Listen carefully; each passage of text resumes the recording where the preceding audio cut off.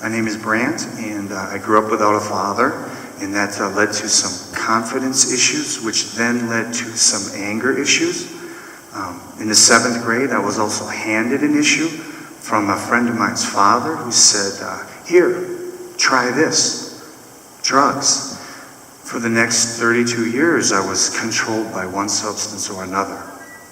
I had a couple of silver linings in my life. My mother, she was amazing. And she sent me to a Lutheran high school. It was there that I met Cliff Thompson, who was the freshman basketball coach. And there were 3 words that you need to know about Cliff Thompson. For the Lord. Everything was for the Lord. Run for the Lord. Jump for the Lord. Free throws for the Lord. For the Lord, for the Lord, for the Lord. So by the end of basketball season, I was actually living for the Lord. I mean, the veil had been removed. My eyes were open, and I got it. Unfortunately, my grip wasn't strong enough. And after about 9 months, practicing Christianity slipped through my fingers. And there it laid for 30 years. And in that 30 years, I never once wavered with who he is or how good he is or the relationship we had, and I always had that voice of my coach in the back of my head, for the Lord. Unfortunately, the longer you're away, the harder it is to get back. And my heart wouldn't let me turn. I wanted to, but I could not turn. So there were times in there where I felt I needed some sort of event, some sort of accident to jolt me to turning back to him. But of course, then I would say, don't do it. Don't do it. That's pretty much how it happened every time. Well, these issues of anger actually manifested themselves more into rage. Not so much outwardly, but sometimes, mainly inside. I'm the type of guy who always kept everything in, and I was very, very angry. Of course, other people could sense that about you, about me, and then they kind of kept their distance.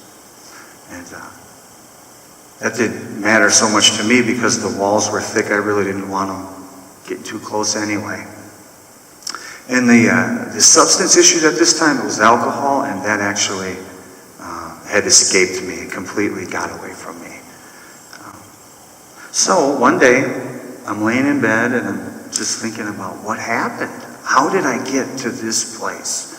I decided to accept my brokenness, offered some prayers to the Lord, and he heard them. Because when my prayer was over, there was a sense of peace within me, a sense of calm, a sense of, this is where you need to be, this is right. So it was almost as if he was just waiting on me to start healing me. And what that did is it led to a daily prayer routine, 5 minutes, 10 minutes, and before long I'm having this lengthy conversation with him, just unloading all the stuff that has happened in my life and actually building this relationship again. Well, it wasn't long after that I decided I should go back to church, and then I walked into the doors of this amazing place. A little while later, I was invited to go to a men's retreat. Went up there, and I met some of the guys, got involved in Bible study and fellowshipping and volunteering and Christian music concerts. The next thing you know, I'm on a new path with joy in my heart. Yeah, 2 years ago, I would have never been able to come up here and give a story. I had some issues of anxiety. It was like deer in the headlights whenever I had to speak in front of a group. But one night I was at Bible study, and they asked me to tell my story up there.